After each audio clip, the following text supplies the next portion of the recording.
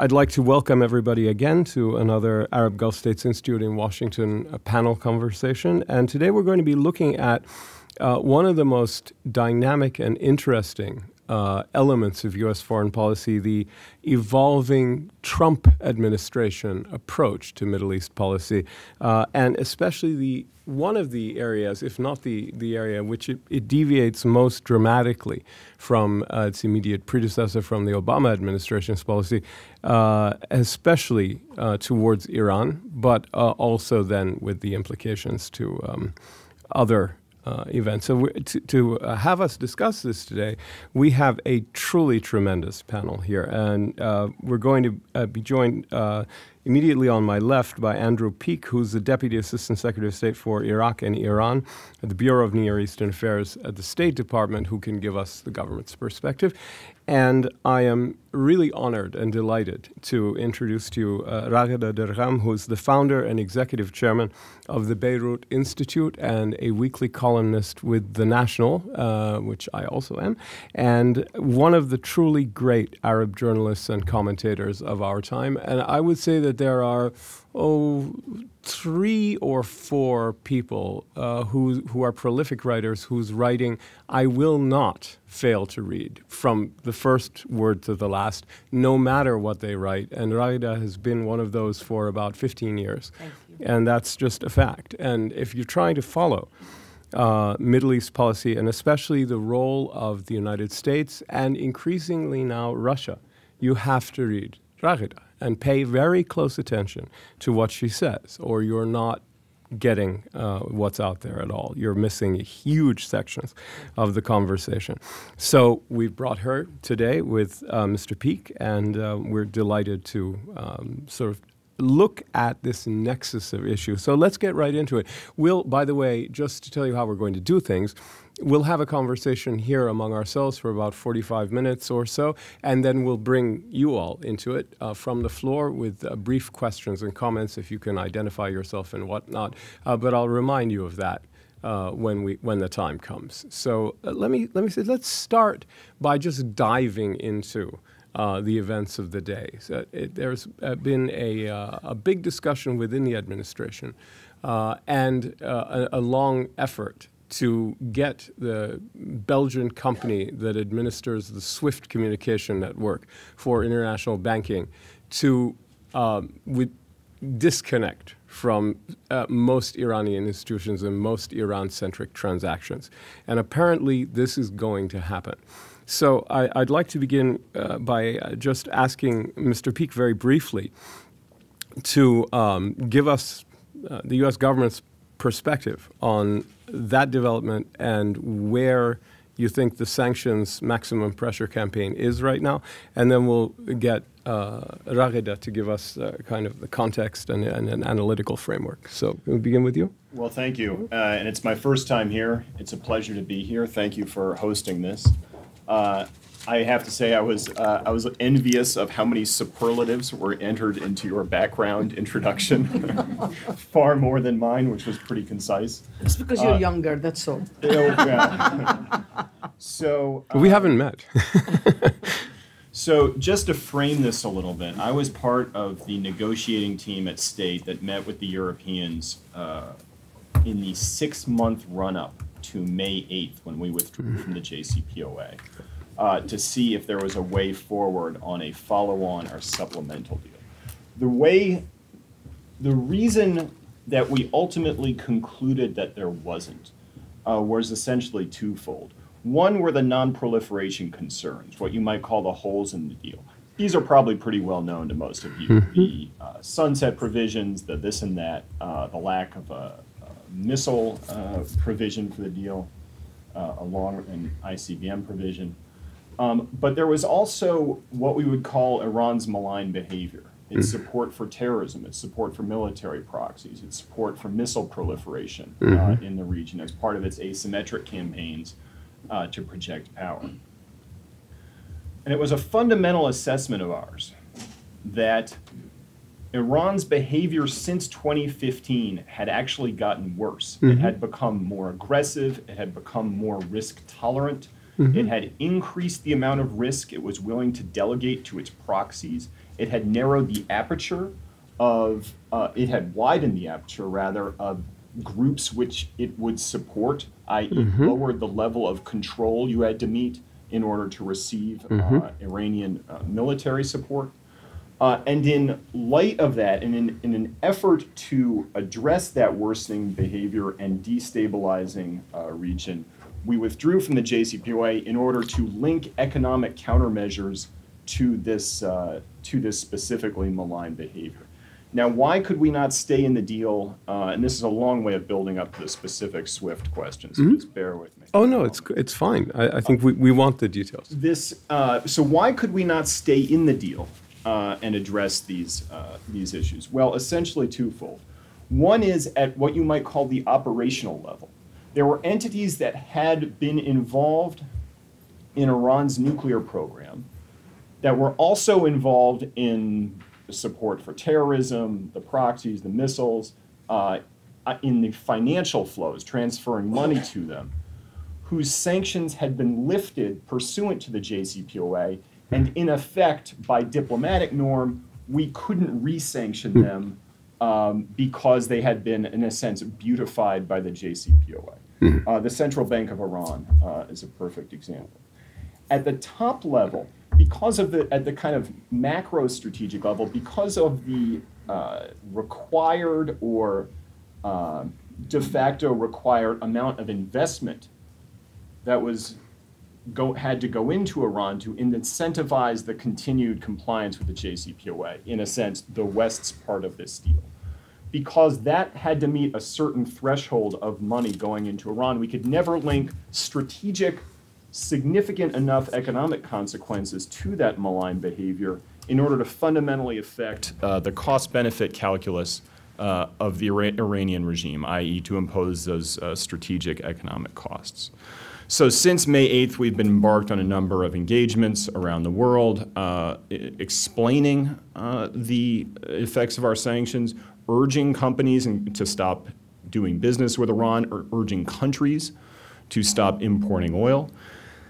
As part of that, we engaged the Belgians and other European partners because, of course, this issue of SWIFT was very important to them. And what our position has been is the same as other entities, which is that in as much as you do business with sanctioned Iranian banks, you are liable for sanctions. That doesn't mean you can't do business with any bank in Iran. There are certain banks that are not designated. But it means these ones make you liable. And by the way, on these, you have to be careful. Because in addition, because of as a baseline, the JCPOA designations, the Iranians are aware of them, and they may well shift funding to other banks. They may well. They are savvy operators. So be careful of who you're doing business with, be careful of who your partners are, and proceed accordingly. And the goal of this policy is a new and better agreement? It is to affect Iranian behavior over 12 sort of categories of issues. The policy changes. A better deal. The policy changes outlined by the Secretary Pompeo early on. Okay. So Raghida, you've been essential in guiding us readers through the evolution of this policy. I mean, you were really, I think, the first person to sort of begin mapping it out almost 3/4 of a year ago or so, and really tracing it. For me, I found it invaluable.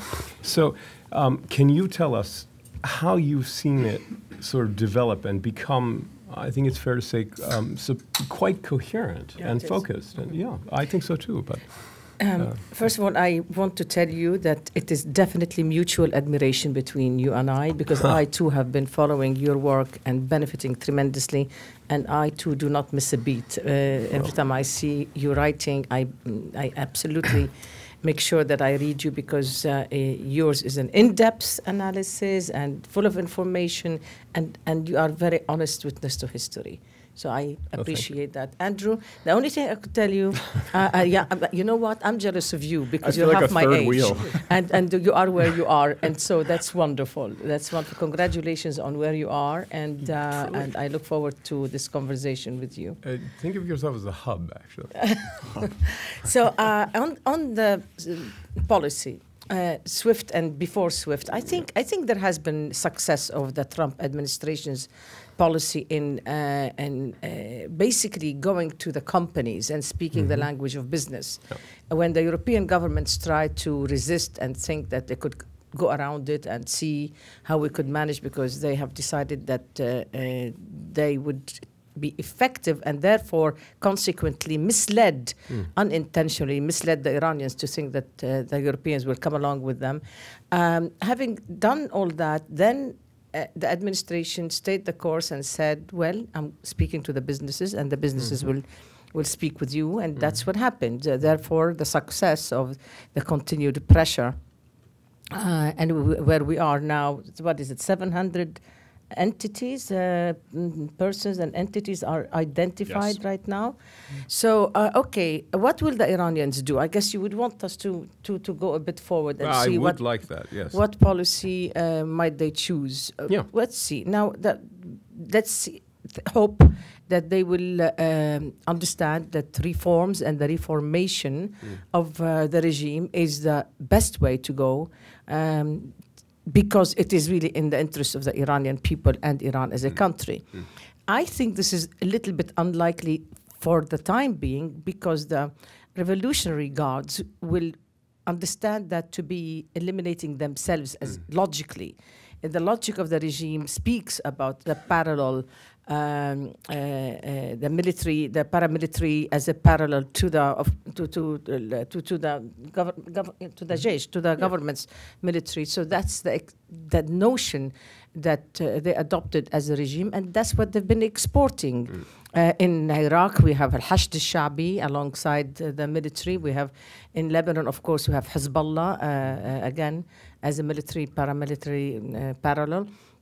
And then I think they had a bit of a different ideas for Syria, but we'll get into that. So the logic of the regime itself and the export of the revolution and the regime will be very seriously compromised if there is that reform and reformation as an option in Iran. What we have to watch is what are they going to do. We have the Murshid al-Jumhuriya, we have Khamenei. We don't know who is going to be his successor. Everybody is watching that. And we don't know if there's going to be a serious battle between the reformers and the extremists, of course, Haras al-Thawri, the Revolutionary Guards. We'll have to watch that. So the reform and the reformation is, in my view, would be the best option for the country. But I'm not so sure they'll take it up. The other thing would be an accelerated destabilization. Where would they do that? They would do that, basically Syria, they remain there. In Iraq, they'll complicate the formation of the government through al-Hashd al-Sha'bi again. And Lebanon is really the major sort of blast, if they want to blast, and they will go on being difficult with blocking the solution of the Yemen war, because it's not as costly for the Iranians as it is in other places. But we'll go into these details later, because then I would suppose there would be the potential of cooperation in certain areas. Let's just say Yemen. Maybe they decide to, give in on Yemen because it's a big give, but they would want something in return. What is that something? Then the negotiations will be on a wider range. In the meantime, if they decided to sort of sit it out and see what will happen, I think they may want to raid the Lebanese treasury, just like they did the Iraqi treasury in the past when they were, under sanctions and they didn't have cash flows. So that is, for me, as someone who comes from that country, a very dangerous potential. Now, the last thing I want to say, because I don't want to go on too long, is that suppose they decided, no, we're going to do what we've done before, which is to seek secret negotiations with this administration, with like they've done with the Obama administration in the past, which led to public negotiations thereafter. I tell you, I mean, I wouldn't want anything more than negotiations, and I wouldn't want anything more than total understanding between the U.S. and Iran and the region and the Arab players in the region. But exactly that, with the Arab players in the region, because if it is going to be done behind their back, like was the case when Oman hosted the secret talks, I think that famous impression that this country has the legacy of betrayal will be enhanced and then will be really harmful. So the one thing that I fear, and I hope that doesn't happen, is that there will be secret talks in Oman, in Muscat or otherwise, that would focus only on the nuclear angle and only on the ballistic missiles, and then yet again say, you know what, this is not a priority to address the expansionist Iranian designs and execution in the Arab geography. And you think there's a real threat of that, that leg of the triangle falling aside? I am worried, and that's why I think Arab Gulf states, if they are smart, they will pay attention to this right now, and they'll have a discussion also with Oman, who is readily presenting itself as the secret channel again. Whether it's on the Palestinian issue, that will remind me, we'll get to that, because the foreign minister of Oman was at the Manama dialogue where I was recently, and he came in to say one thing, to speak only about the Palestinian-Israeli negotiations, but I'll get to that later. But the point is that they are always ready. They're always ready to be the secret channel to Iran. Yeah. You know, U.S., Iran, and they're always been more sympathetic almost to, well, I shouldn't say more, but they are the most sympathetic to Iran and Hezbollah amongst all Arab Gulf states, the most. And I think the other Gulf states must have a very serious conversation with the Omanis and with this administration to say, we will come along with you, but just don't drop us out halfway through, and then you go pick up the Iranians and go do your secret negotiations, and we stay where we are with our wars and with our miseries and etc. Let me just please, absolutely, push back a little bit on your concern that we would disaggregate the nuclear talks and the nuclear side and the regional side. A key purpose of this, as I laid out in the beginning, is trying to rectify the balance of power in the region that had increasingly turned, I think, under the Obama administration as a consequence of decisions predating them, against the traditional, American partners. And I absolutely respect that, and I think this is it's a serious intention. I'm just quite worried about the change. I think what you said is essential, because this is a strategic relationship, and this is not shifting alliances. I appreciate where you're at as an administration, but I beg of you, don't change course, because the distrust will be terribly harmful to me as both an Arab and an American, and people like me. There is a difference between now and 2013, 2014.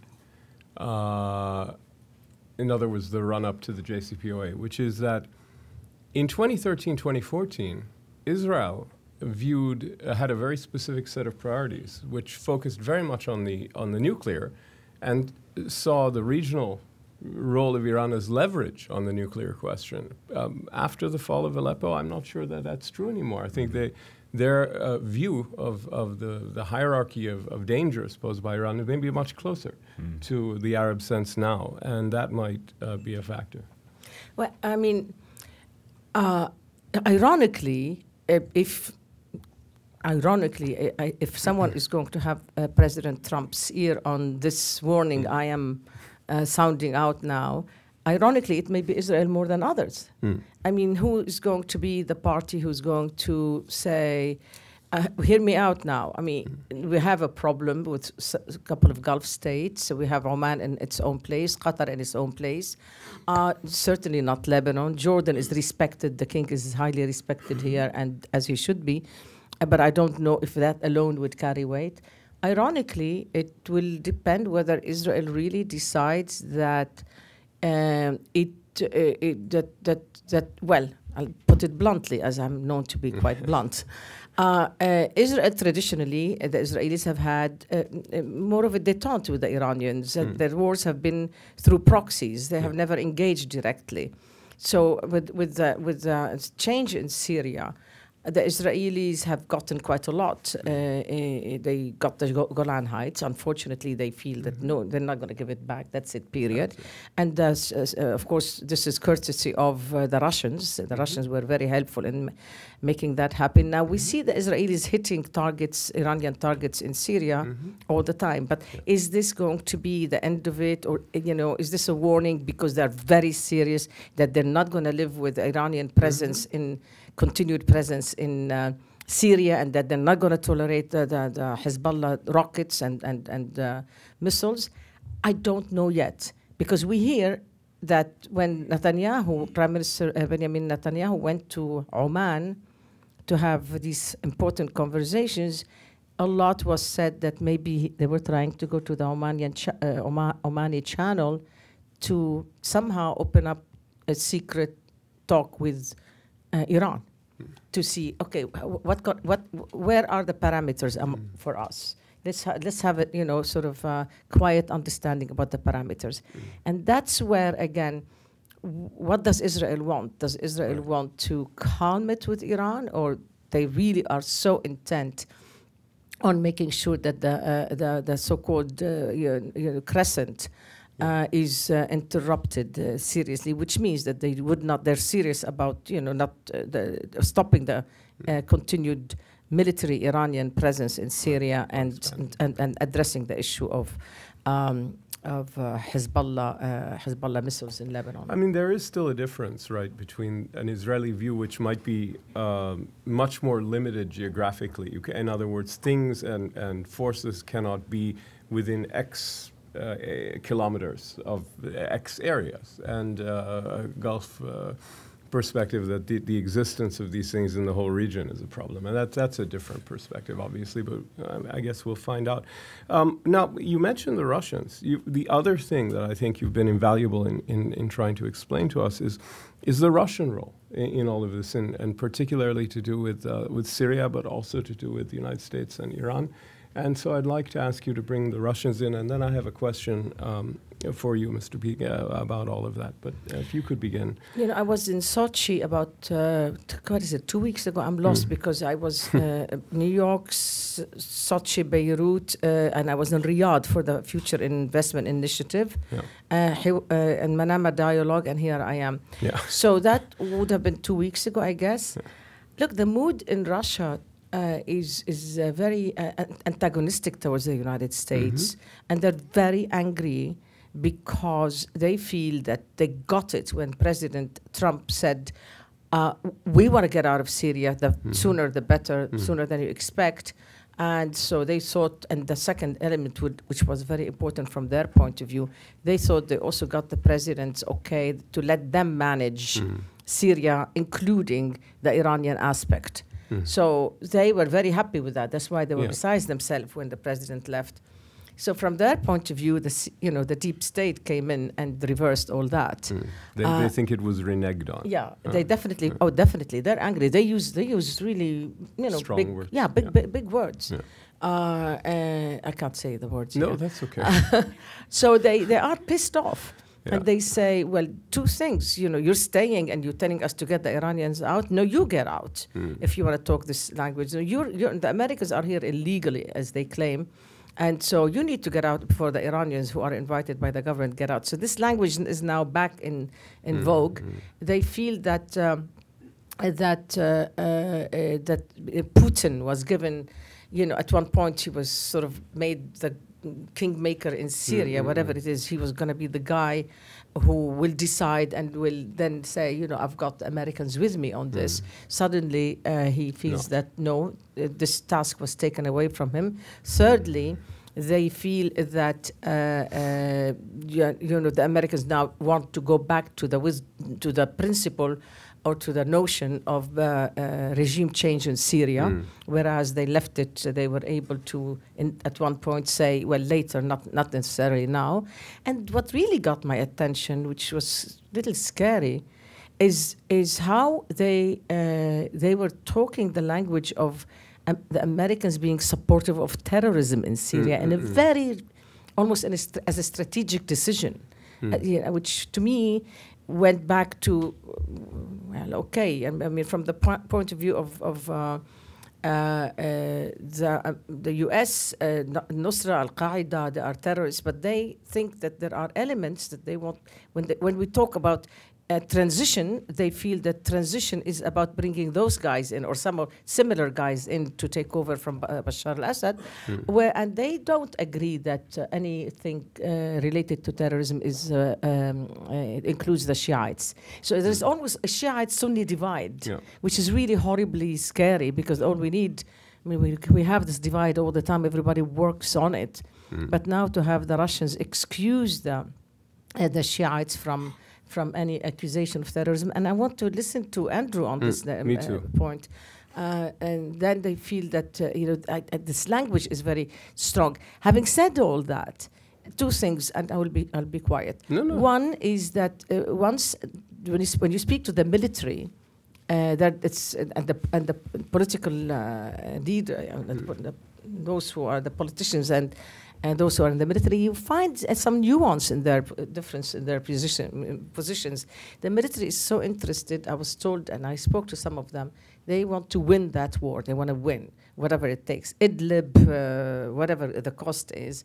Whereas apparently, at least those around Putin tried to tell me that no, he wanted, you know, they're sort of like calling the shots ahead of him, and he would rather not.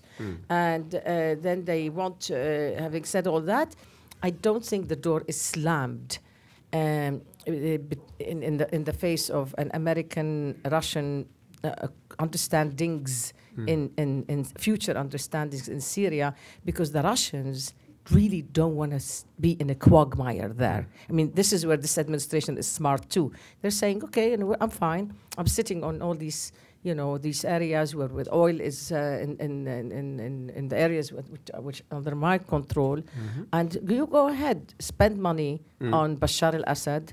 Go ahead and make up for what Iran was spending in Syria. Be my guest, take your time, I'm fine. Let's see whose quagmire is this.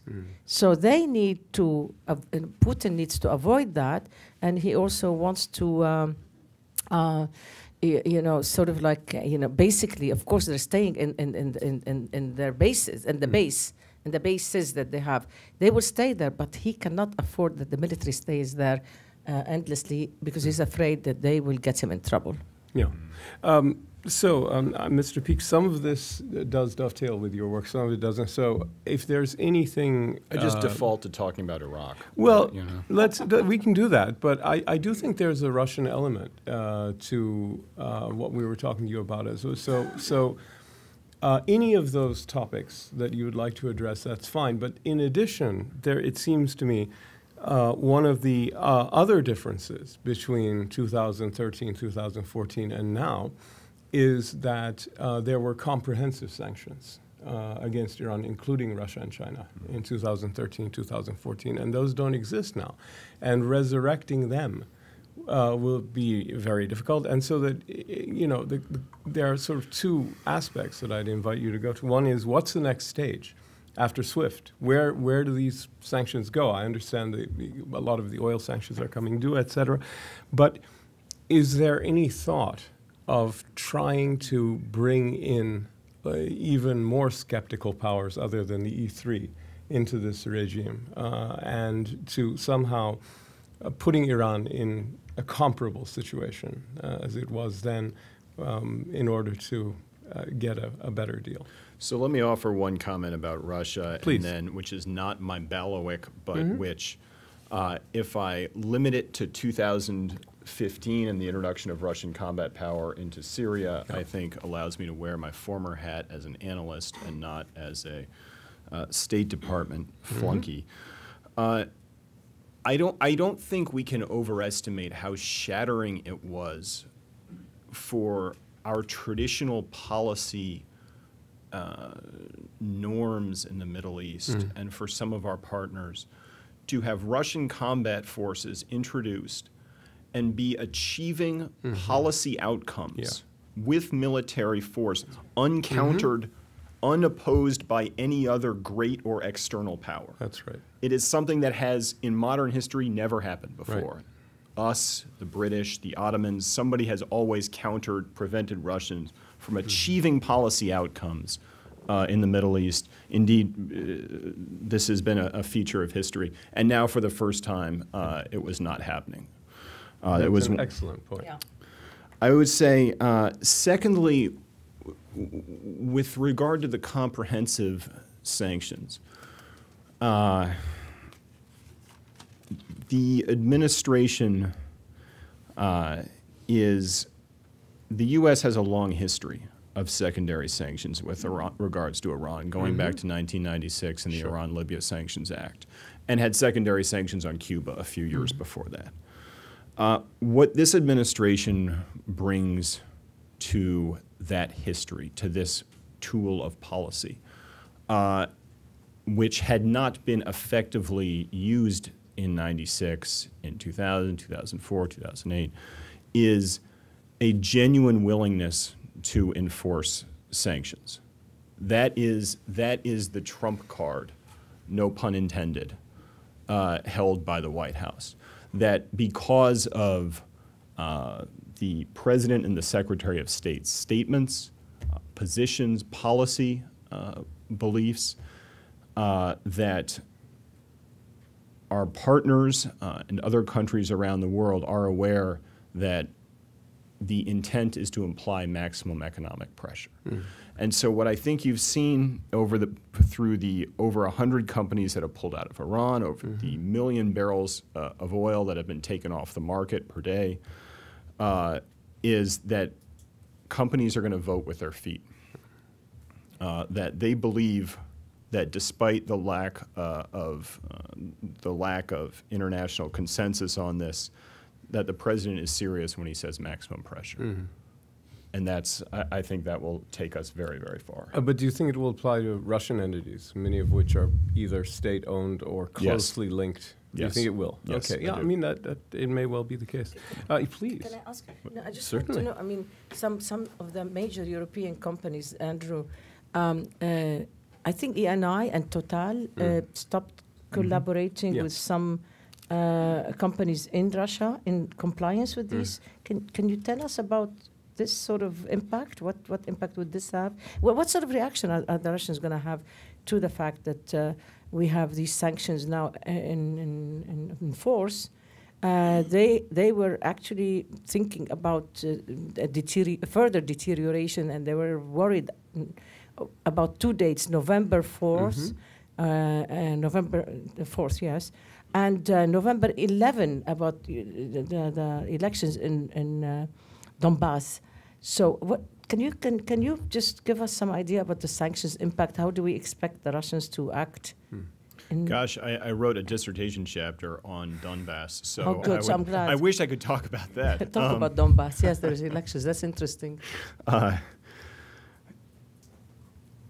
I don't think we have seen on behalf of either the Iranians or certainly the Russians a willingness to respond asymmetrically to these sanctions in that gray zone of security-related actions that to oppose the sanction. I think very much the opposite. They have tried to play ball. They are aware of their own equities. They want access to international financial markets as much as the next customer, and that will guide their actions. And then I'm thinking out loud, actually, because Yesterday I was on Al Arabiya, and the talk was about the impact of the exemptions, and whether it is. I mean, this is what you would know better than I would, but are these exemptions that temporary, or will they be there to stay? And I have in mind China and India, and then we have Turkey, and the list. The other thing when talking about the exemptions, if you can talk a bit about the idea that even the exemptions themselves are dependent on a reduction in volume, a percentage reduction over time. Tell us a bit about what do you expect from that? I enjoyed this event much more when it was you answering the questions. And Well, there'll be more of that. Promise? So you are right. The Secretary granted exemptions to 8 jurisdictions, including China and India. I believe, having met with each of the countries that has been granted an exception to, with the, pardon the mangling of phrase, exception of Taiwan, that they will demonstrate a pathway to zero. I think the idea that these exceptions will linger on in perpetuity because it is a kind of stasis and a comfortable place to be is wrong. I can tell you that the White House and the Secretary are focused wholly on making sure that the Chinese and the others are on board and stay on board in terms of the reductions they're making. Each one of these has slightly different flavors, as you would imagine. Yeah. The 3 East Asian powers eye each other very closely to see who's doing what. The Koreans, South Koreans, primarily import condensates from Iran. The Indians are cognizant that they are balancing a desire to cooperate with us with other elements of their national policy, including monitoring, including national elections in 2019, and the operation of their economy. So this is a little bit like talking about Iranian-backed militias in Iraq. That's my seg to talking about Iraq. That each of these seems like a similar problem, the pathway to zero, but each of them has a slightly different flavor as we engage those countries. Right. So let's get to Iraq, but a bit later. Let's bring in the Turks at this point, because it seems to me that the Turkish factor in a lot of what we've been talking about with regard to Syria, with regard to Iran, with regard to American approach to the Middle East, is very much in play, and it's dynamic, it's important, and it's not clear. So if you can give us a sense of how you evaluate the Turkish role, then we'll segue deeper into Iraq after that. Well, it seems to me that President Recep Tayyip Erdogan is feeling very good about himself these days, for many reasons. A lot of you are aware of. First of all, the Russians are holding off on Idlib because he needs them to hold off on Idlib. He feels that I assume that he feels that the events in the consulate, the Saudi consulate, have served in his favor because he's now doing the drip-drop approach, or Erdogan style. And indications are that it seems that there has been a bit of a correction, a bit of fixing up of the relationship with the United States. Definitely. And that is something that he really wanted. It's not. So how would that impact Syria?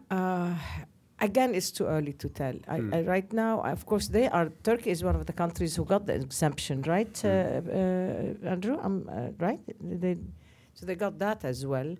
So they could look like they are cooperating and they yet drop still sanctions on continue. each other. Right. The individual sanctions are gone, Right. both of them. So. So it seems to me that the Turks are going to see how to benefit through the Syria angle. I mean, of course, I understand that an Idlib battle is going to be horrifying for them. They end up with so many refugees in their area, and of course, I understand their worry there. We all know that their priority is to see how to put a nail in the coffin of the Kurds in aspirations in Syria. So Of course. then we know they're watching that. I think my worry always about Turkey is that Mr. Erdogan has not given up about his big dream of being, he's the Muslim Brotherhood central. So. Right. So he wants to make sure that the Muslim Brothers, as a project for the Arab region, is alive and well. And every opportunity he has to revive this notion, he definitely goes all the way for it. In Syria, the question is, I think, appertaining to what we're talking about, is it conceivable that either we're starting to see, or at least we can identify, the building blocks for an understanding involving Turkey, Russia, and the United States that begins to marginalize Iran in slow but systematic way, that begins to isolate Iran in Syria and really starts to reduce their role, their hegemony. Make sure that Iran is not the big winner. Iran and Hezbollah are not the big winners out of this situation in Syria. And I think that's sort of the logical implication of a lot of what people are grasping towards, but is it possible? For me? Yes, for you, by all means. Me. Oh, he certainly is. Look, I mean, one of the sort of victims, temporary victims, if you will, for the new developments in the American foreign policy, with Bolton at the helm. I mean, we have a very solid team now, it seems to me. Andrew will correct me if I'm wrong. Pompeo, Bolton, and Mattis, it's a real team now. They're going to deliver, and they're saying that they're delivering on each other's points. So you hear the 12 points of Pompeo is a reference point for all of them. Bolton, they call him in Russia, they say he's obsessed about Iran. But I mean, don't forget that he's the guy in New York where I was the bureau chief of Al-Hayat, the United Nations. He is the author of 2 of the resolutions when he was ambassador. He's the author of 2 of the resolutions that imposed restrictions on Iran's ability to export out of its own borders military aid, military advisors, money to any militia outside its own borders. And these resolutions were annulled because of the JCPOA. Yeah, because they annulled all these resolutions, and they knew that this included the resolutions that prevented Iran from functioning militarily outside its borders. And then thus we know what happened in Iraq, I mean, Iraq as well, but in Syria, and the rest is history. We know that, yes, of course, you're right, Andrew, what the Russians did is an incredible precedent in terms of the policy equation through the military, but the first rescue, Bashar al-Assad, was Hezbollah in Al-Qusayr. If you would remember, that's that translation, Iran, Hezbollah alone. Now I went to many places. Let's see if I could get back. So isolating Iran, what has happened, the Astana process, which is now suspended, and that's another reason why the Russians are pissed off. It has, of course, as you all know, Turkey, Iran, and Russia. Right. So if that's suspended, and if the Russian reading of where the American policy is going, then it's really a mixed bag at this point. There is no clarity on where we're going on Syria. In fact, notice recently, nobody is talking about Syria as much. We're talking more about Yemen than on Syria these days. Consequently, the Idlib battle is postponed, but till when, I don't know. I don't know till when. The political process is as dead as I can see it for the time being, because there is a huge difference in positions. And Turkey is playing both. I mean, Turkey is playing the Iran, the Iran way and the Russian way and the American way. One would say that, okay, they could succeed on all of these fronts, but then sometimes we say when people play too many of those, they can, sort of drop on their faces. That they and the Russians, the Turks and the Russians, keep scaring the Europeans with that card of refugees. So, I mean, I understand their fear of refugees in their own land, but for the time being, they're feeling good about themselves, the Turks. I don't know if this is long-term policy. I think still the one who is in control, not as full of a control as they had in the past in Syria, within the equation of Astana, is the Russians. They still are in control. Less so, but then, remember the relationship between Putin and Erdogan. They don't love each other that much. No. Yeah. Well, I appreciate that. So we'll say to be determined then. And with that, we will segue to our last issue before we bring in the audience, which will be Iraq. Did you have any comment on the teamwork within the administration? Policy certainly seems to be coalescing. Do you want to comment on that from the inside, or should we just get into Iraq? No, let's just get into the policy. Okay, that sounds good. Why speculate about the personnel? Right. Well, it's very interesting, but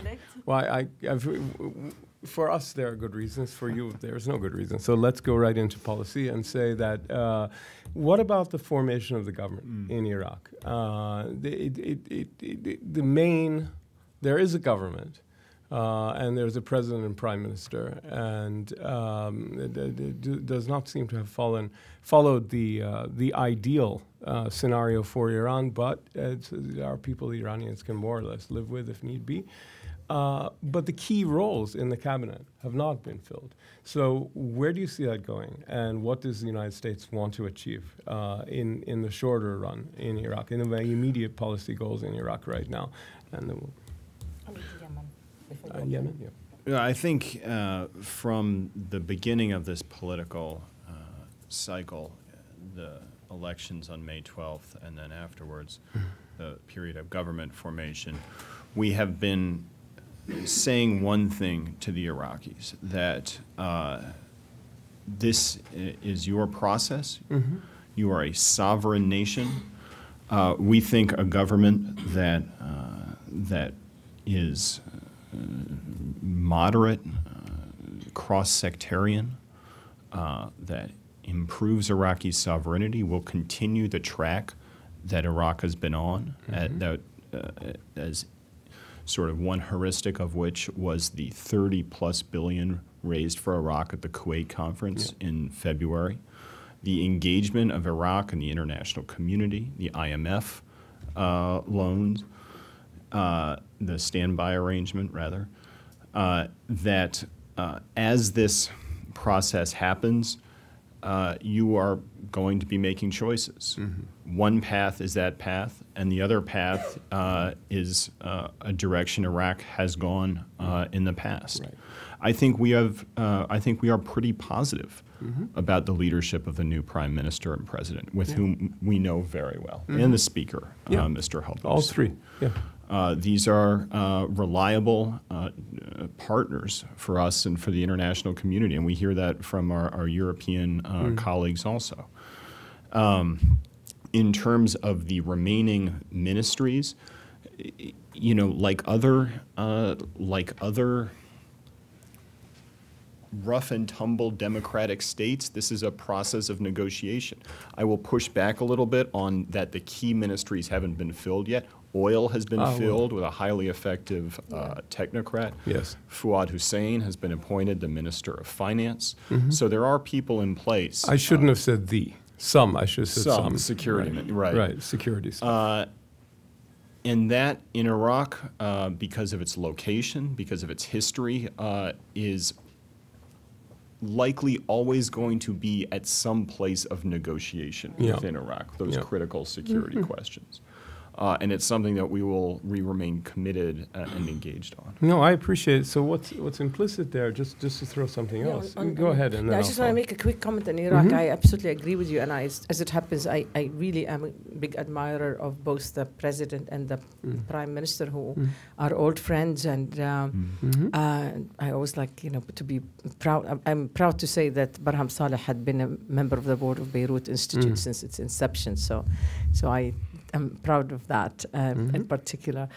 I think I was reading something this morning, which I have not read thoroughly, but I had heard already, is that the Saudis are having also a comeback in their interest in Iraq in a very sustained way, in a way that had been absent, where they should have been present. So together with the new team in Iraq, and hopefully with the sanctions being hopefully bringing Iran to think twice about what they're doing, if they do not push al-Hashd al-Sha'bi to be an obstructionist and to create problems for the new government. I think Andrew is right. We have things to be hopeful for in Iraq. The two studies on that are the International Crisis Group ones and ours here. So if you're interested, you could look at it. Sorry. No, I was just going to say, a critical part of ensuring Iraq remains on its trajectory is integrating it into the region, into the Arab world. And I think we've seen a lot of that over the past 9 months. During the unrest in Basra this summer, it was Kuwait that started sending across fuel supplies. Exactly. It has been the Saudis that have been engaged, that have increased their diplomatic representation and increased their engagement in Baghdad.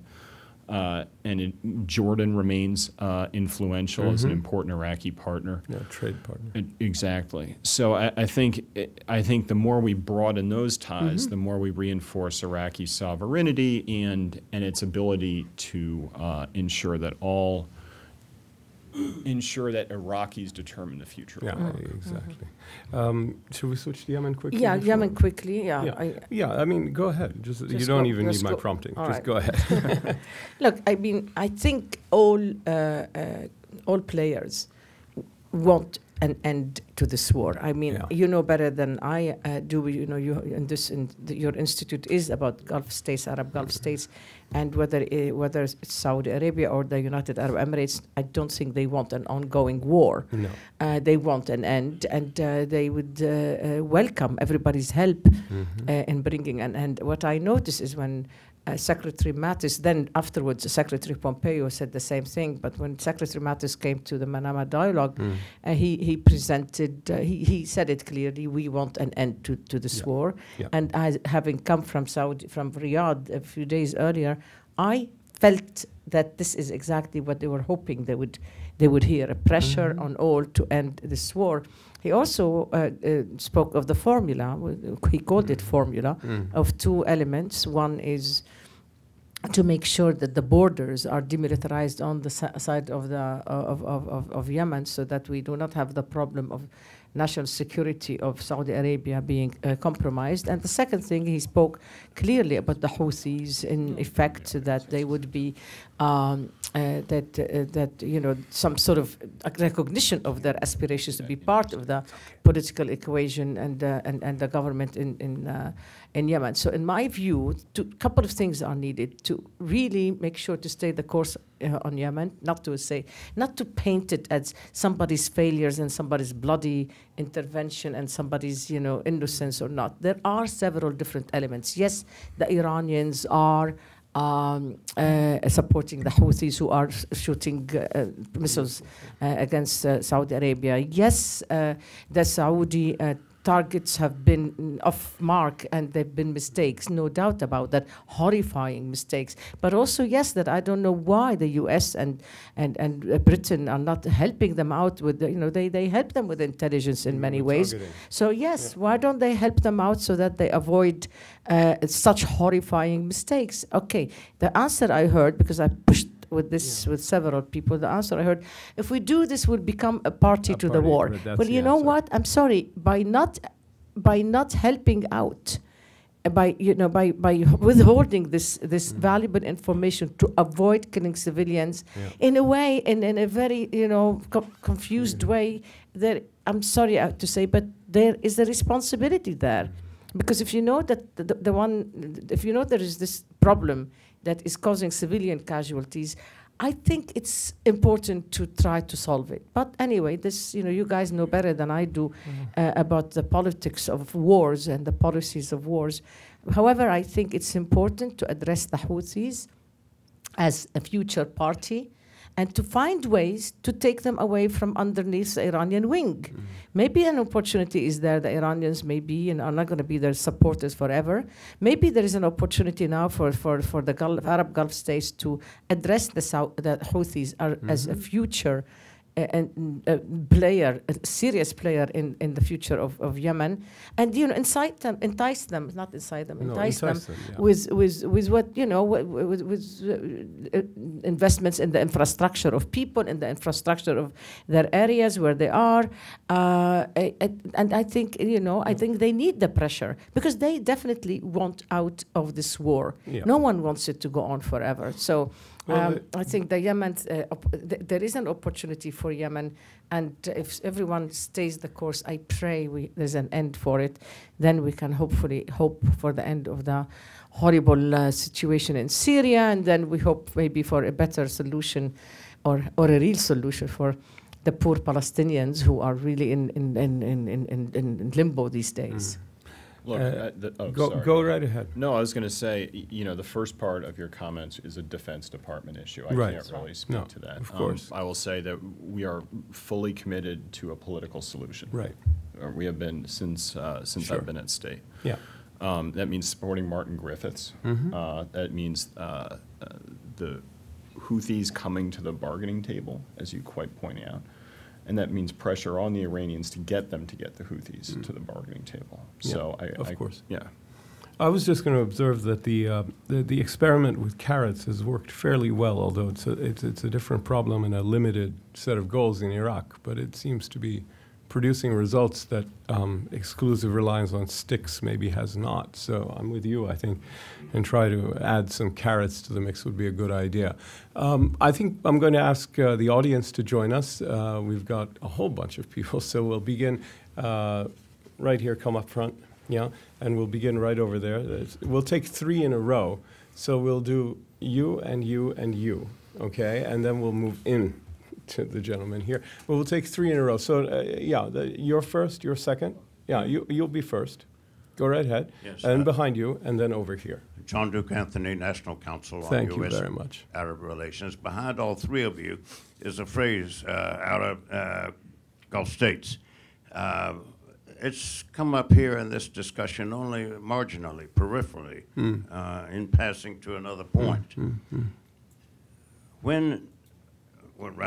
What are the implications of Pompeo and Trump not getting their arms around this ongoing crisis that has divided geopolitically the 6? We're talking about from Kuwait to Muscat here. If you've not mentioned it, one could legitimately infer that you don't see it nearly as important as the other issues. But this issue is in the most vital, strategically vital part of the planet here. The others are not. They're important, extraordinarily important. Why, and what are the implications? Are the others more important, superseded? You're speaking here about the divisions within the GCC, correct? Yes, I understood. I'm Okay. addressing that. Good, The good. implications of it. Gotcha. And second question right there, and then third will be over here, and then we'll take them as a group. Actually, I have 2 questions, please. Number 1, since yesterday, U.S. strategy towards Iran shifted from escalation to containment. So can you shed a light on how the synchronization between the regional and international efforts with the focus on the Arab countries in the Middle East? My second question is, how do you mind the gap between the supply and demand on oil after the embargo? So to keep the prices stable and will not witness any hikes like previous sanctions. Thank Good. you. Okay, and then third right here, and then we'll begin the next round over here and go around. So. Thank you, Mr. Kurd from Kurdistan.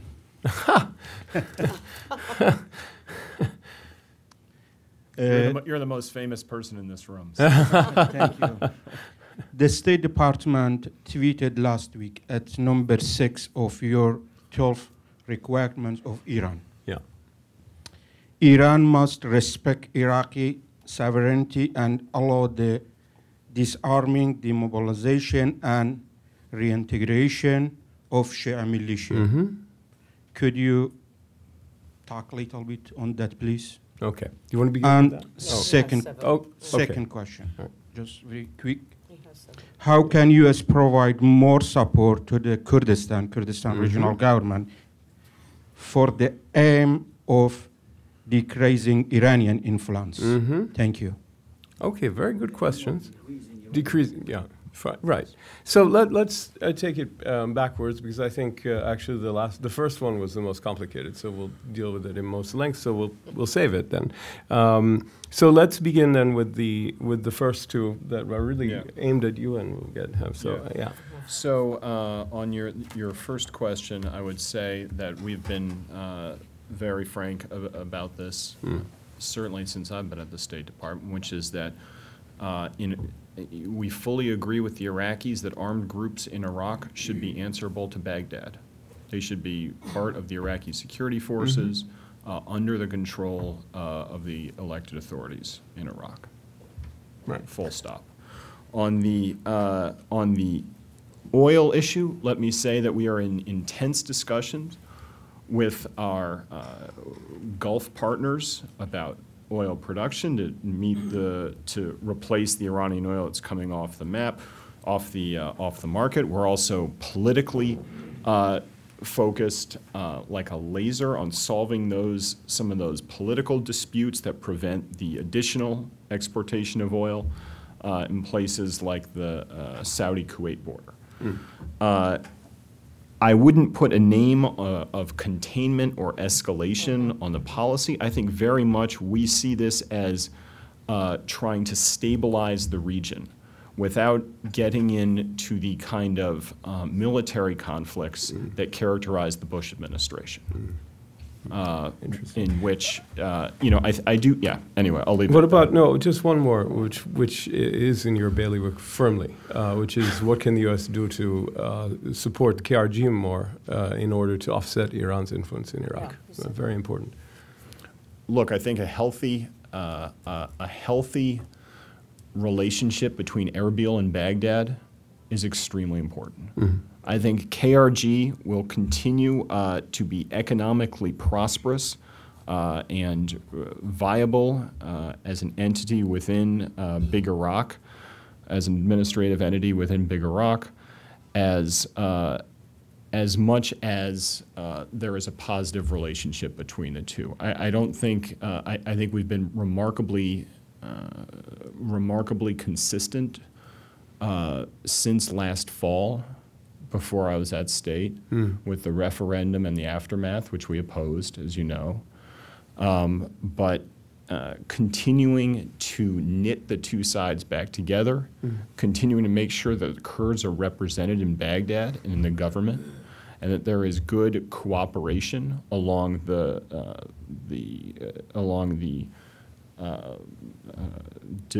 in areas where the Peshmerga and the Iraqi security forces maintain close proximity, using our offices to help ensure that the coordination is very, very tight between those two security forces. These are all things that make the overall state healthier. Okay.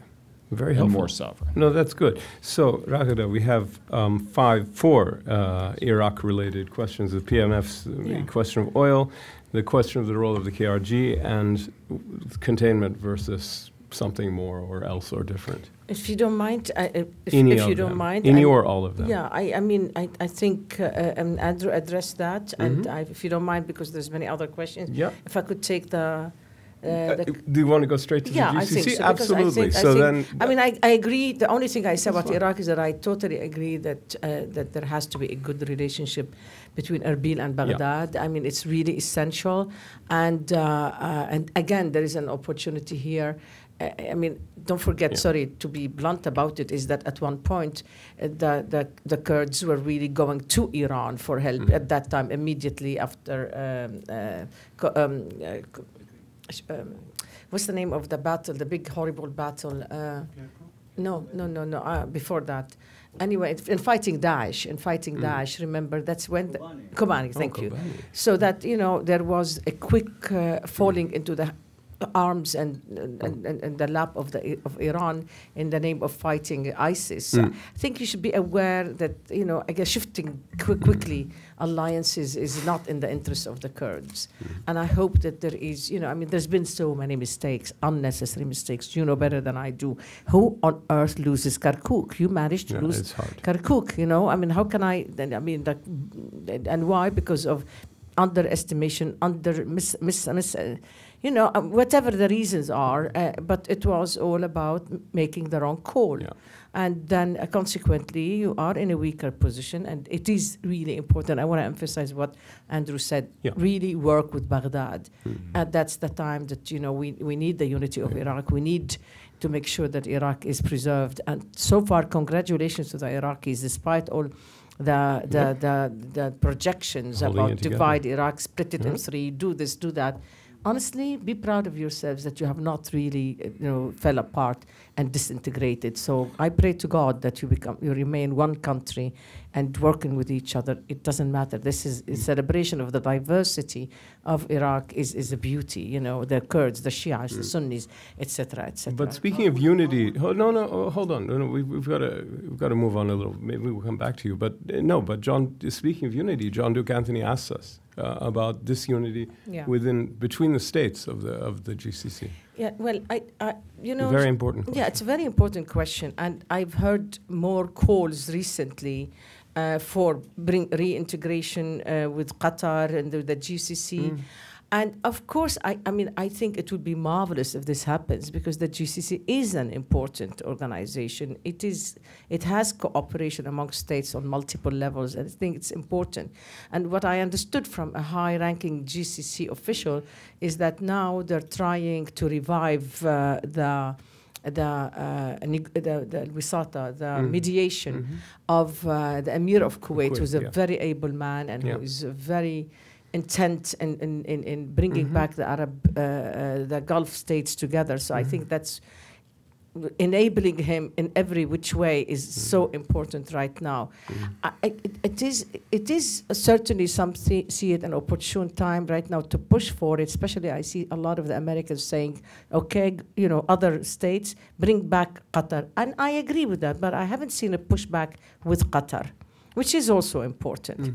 You know, to push the Saudis and the Emiratis is a good thing, but also we need to push the Qataris to do the right thing. So that I know it's easy. Somebody said recently, General Petraeus, when I interviewed him publicly for the National Council on U.S.-Arab Relations, he said, well, you really need to bring Qatar back so that it doesn't fall in the lap of Turkey. Remember that, John Duke? And so it's not enough to say that. Right. There's something else. More is needed.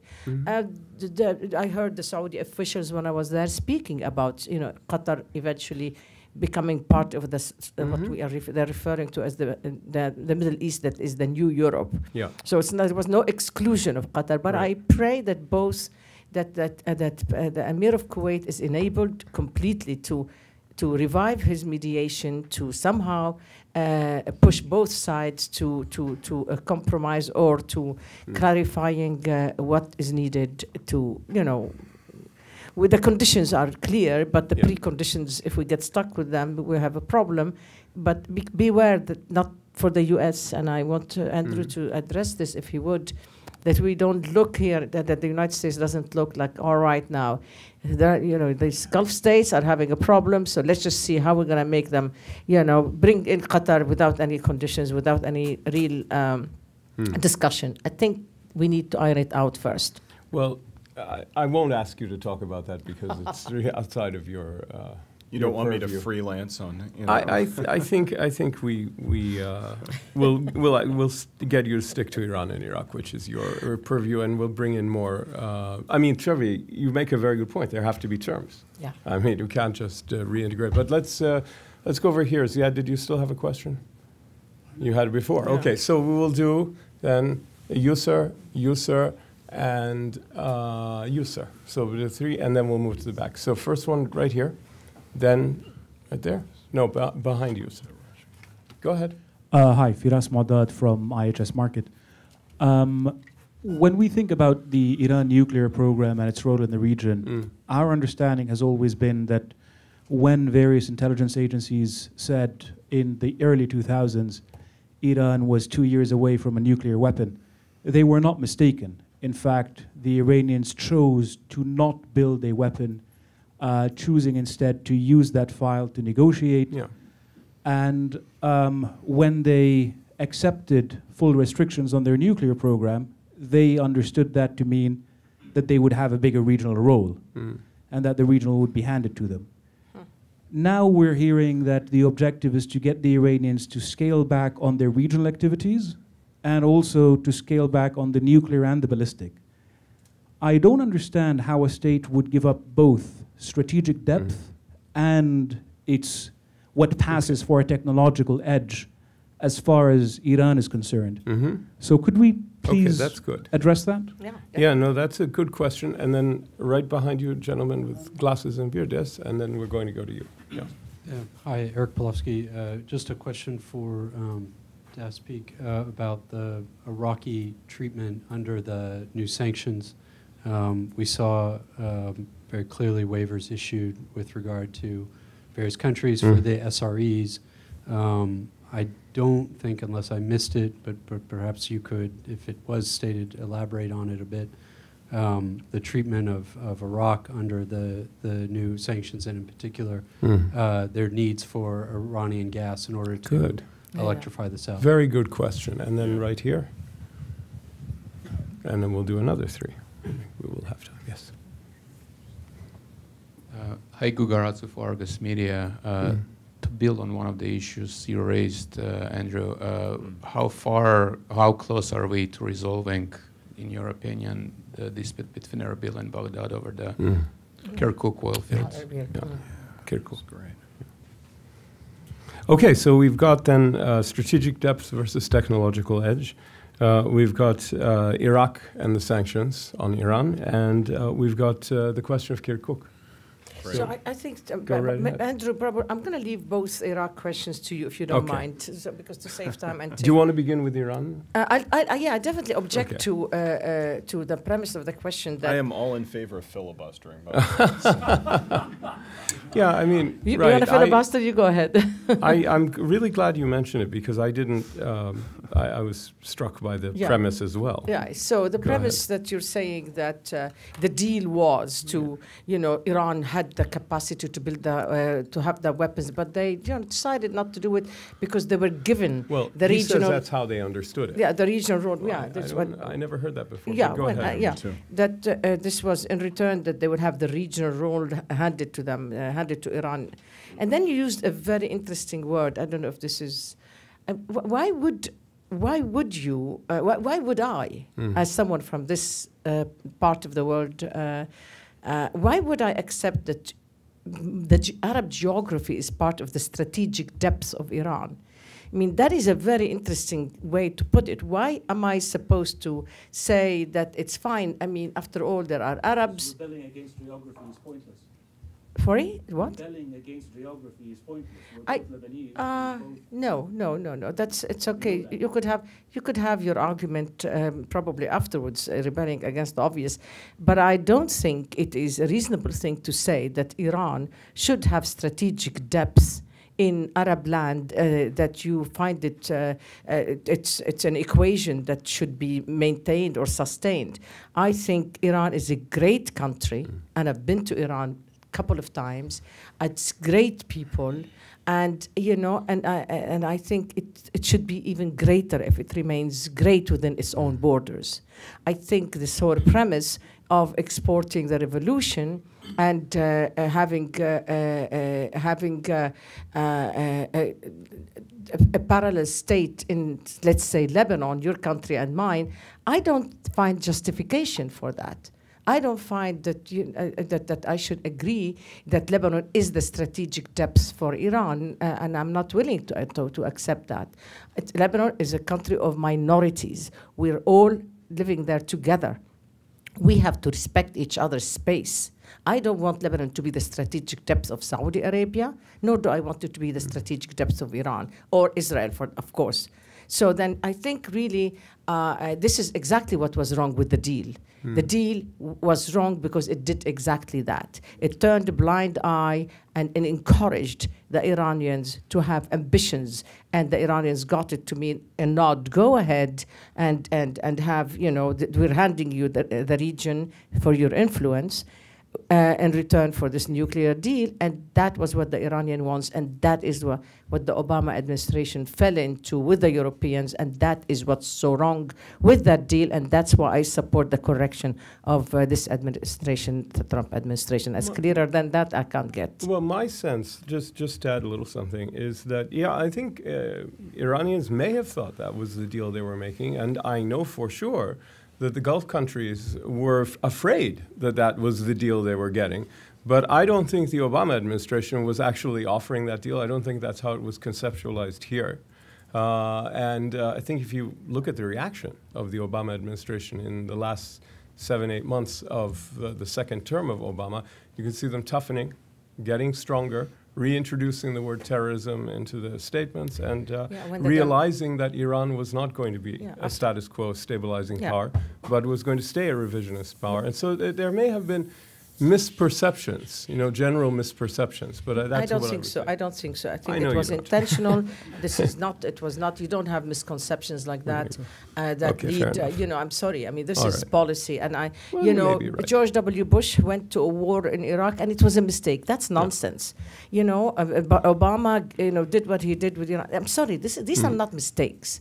These are intentional policies, and they're not mistakes. And I'm very worried. I'm very upset that eventually what the world looks at us to speak about President Obama, to say he sat on a genocide in Syria.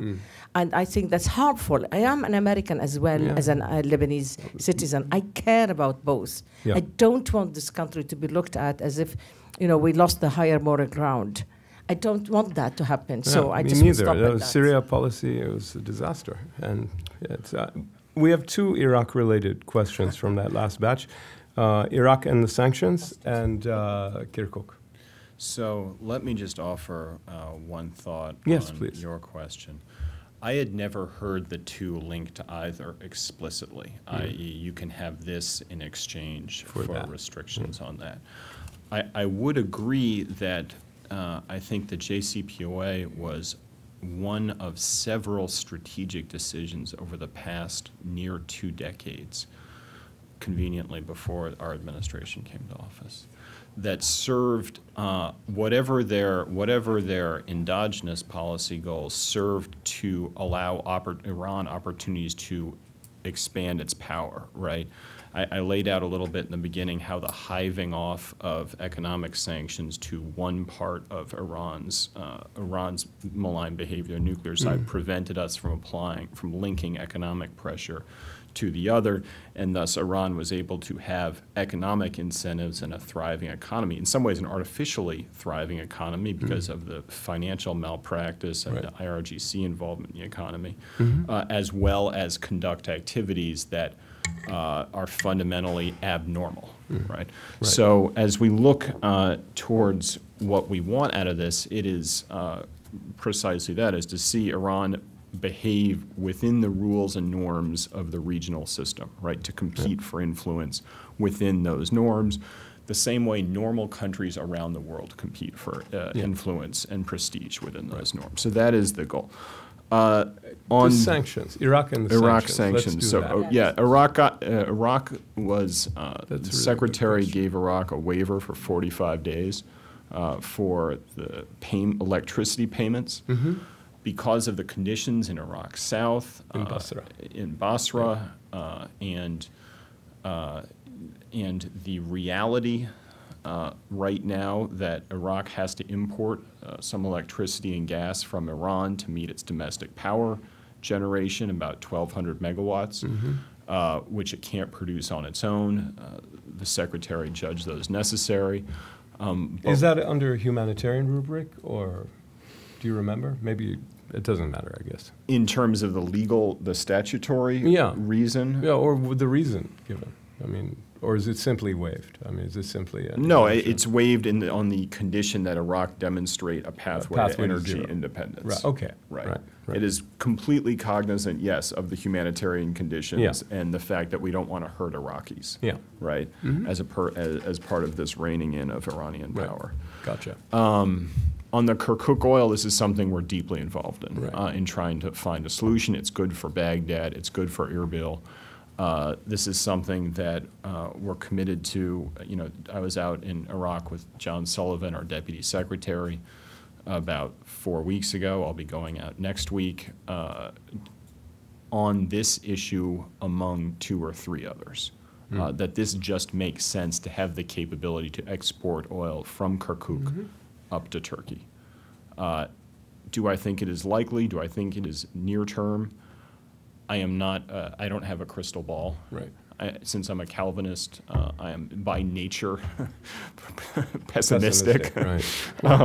That sentence finished itself. But we're decisively engaged on it.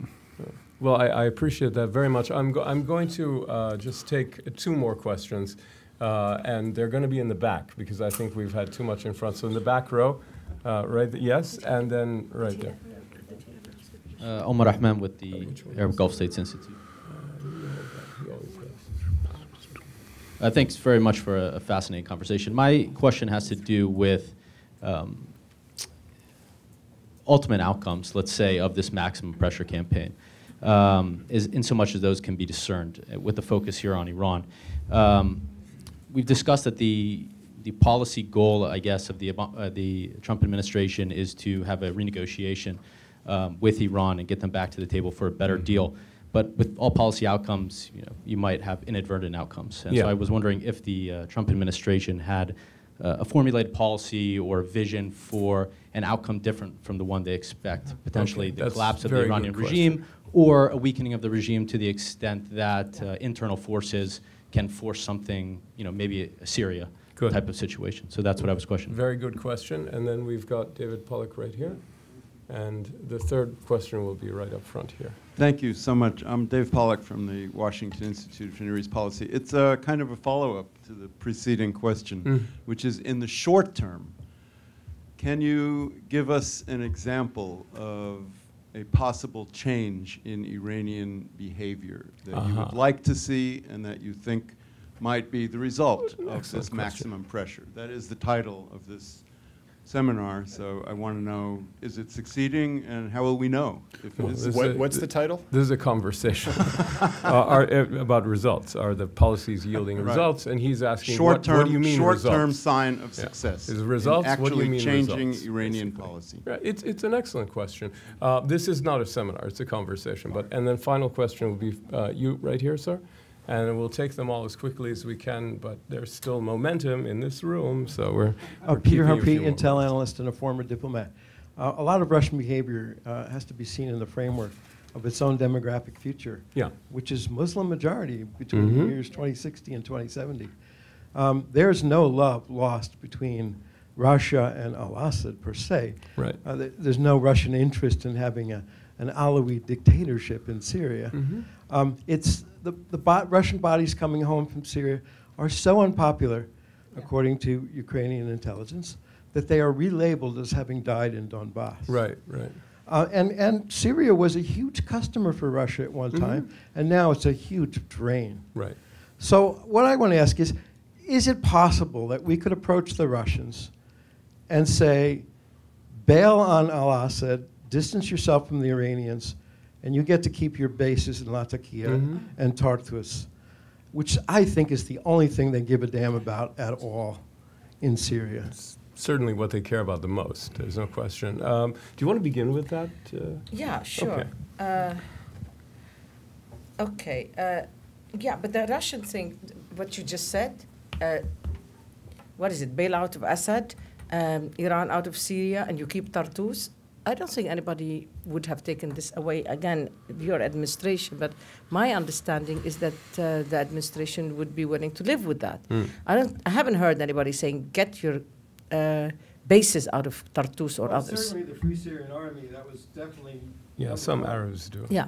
But I don't think so at this point. Realistically, quite honestly, I think if that is something that the Russians would deliver, that they would just somehow, you know, break their alliance with Bashar al-Assad, because it's not broken. Is it possible to break it? They don't think so now. They think they still need him. And their argument is that let me keep track of Bashar al-Assad rather than throw him in the laps of the Iranians. That's their argument. Putin says, I'll handle it better. What do you want me to do? Hand him over to the Iranians and then what? So that's, you know, that's probably a clever way to put it. But I think the bottom line is that they're not ready to have a substitute to the regime in Damascus, because they have been opposing, and very strongly they have been opposing, the transition, the so-called transition, and then when the officials in Damascus say, I don't want the constitution in the way you're thinking about it, all of that is allowing Bashar al-Assad to think that he's victorious. And I think the Trump administration's policy really put a stick in the wheel of that, you know, euphoria of Bashar al-Assad thinking that he's victorious. They were expecting the Americans to go. Yeah, well, they were just thinking, you know, Putin has got everything in his hands. Assad is staying for a bit. Iranians, we will gradually see how they realign or redistribute their own. And they thought also, oh, the Israelis are really happy with us because we took care of what they needed. So they thought they had it done. Comes in, you know, the team of Bolton and Pompeo, and they say not so fast, and they say, you know, and the military, of course, matters, to say not so fast. No, yet we are staying. We have bases. We don't hear officially how many bases the U.S. has in Syria, but I think it's more than 9. But we don't know really. But basically, you keep your bases in Tartus, we keep our bases. But guess what? We are in a better sort of resourceful area than you, because that's where the oil is. And I think some in the administration have been saying that publicly. They're not ashamed to say, we are controlling the better land than you. Strategic. More strategic and more, you know, richer. Less more people, money. more oil. Exactly. So then you have the Russians. Look, they wanted a deal, but they really are angry that they think they had it. They thought that the president told them, yeah, you go ahead and manage it. Don't, you know, I'm fine. And then, you know, all of a sudden they're just like, what do you mean you're staying? What do you mean that I don't have control? What do you mean? So the issue, the 3 points that you made, that will be the end result.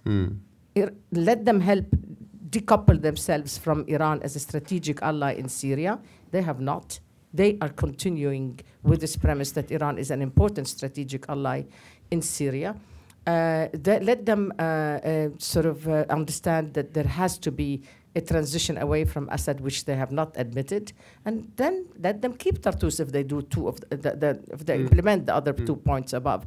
And nobody's taken that away from them. In fact, there is, you know, an opportunity that this could happen if they really reach the conclusion that if they don't do that, then they are really risking a quagmire. Great. I'd like to combine the last 2 because they're hingeable questions, and I'll begin by asking you to address them, and then then that will be the end of it. So there are the 2 questions that were posed at the back here. First, the question of imponderables. You know, how does the administration or anyone look at the question about unintended consequences from all of this policy? And David's excellent question about, can you give us an example of a positive result that would be directly attributable to the policy? Has it happened? What are you looking for? What do you mean results? To the second question first, yes, we see that it is increasingly hard for Iran to pay its proxies. Iran doesn't have access to the same dollars and euros that it used to. And that translates into how well, at least in the medium run, how well it can project power. People need to be paid. Secondly, with the imponderables, this is a good question. This is something, of course, we all think about quite a bit. I'm not going to speculate publicly about what might happen. I will say the goal of the policy is behavioral change, not regime change, not revolution, but changes in policy by the government of Iran. Full stop. I know that is not a satisfying answer, but...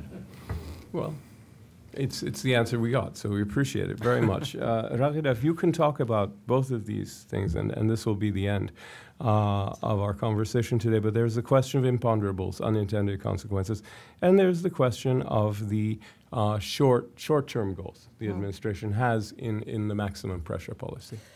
Okay, so if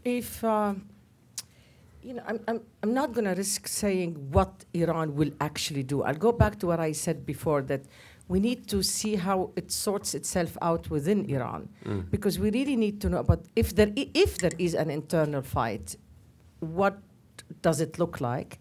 And if they're all on the same page, what does it look like? And then I think many here in Washington, it seems to me to be saying, you know what, I can afford to wait it out. The Iranians are known for using patience as a tool, and they always tell you how carpets are made. And so I think this time, for the first time, we have an administration that says, I can afford to wait. It is you who is going to be paying the price. It's the erosion of your economy. You're going to be dealing with your own people. And, I'm putting your best ally under sanctions, Hezbollah. And we're going to see if I have an immediate result on that or not. But, yeah, I mean, it's not going to go unnoticed. Already you could feel that this is something that's happening. So the question is, who's going to outlast each other in terms of patience? I think this is a new element that for the first time we have an administration that says, I can wait. It's your problem if you wait. If you use this equation, you pay for it, I don't. Now, look, I know probably inherent in your questions that what if they what if the Iranian Revolutionary Guard decides to create havoc with escalation, either directly in Syria, in Iraq, against American targets in Iraq? What if they what if Hezbollah provokes Israel?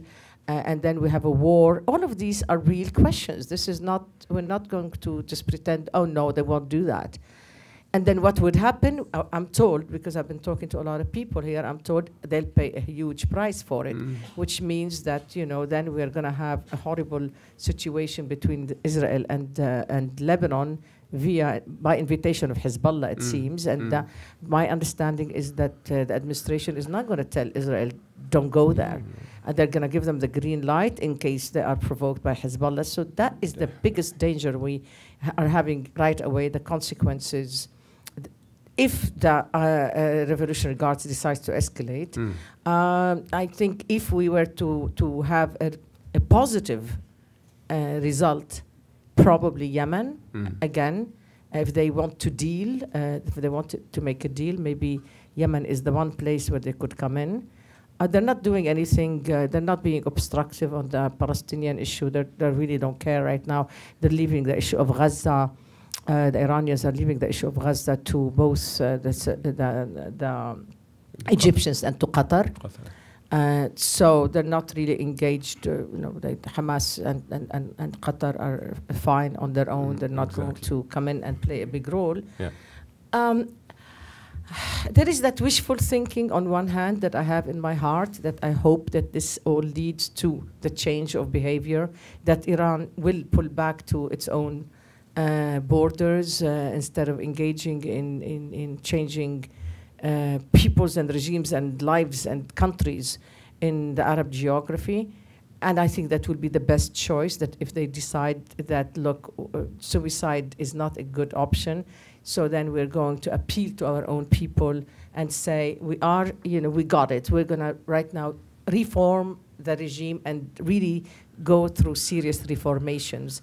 I pray this is what's going to happen, because nobody in the region would want anything more than a peaceful resolution for the Iranian-Arab relationship, quite honestly. You go to the Arab region, and it's not a comfortable place to be.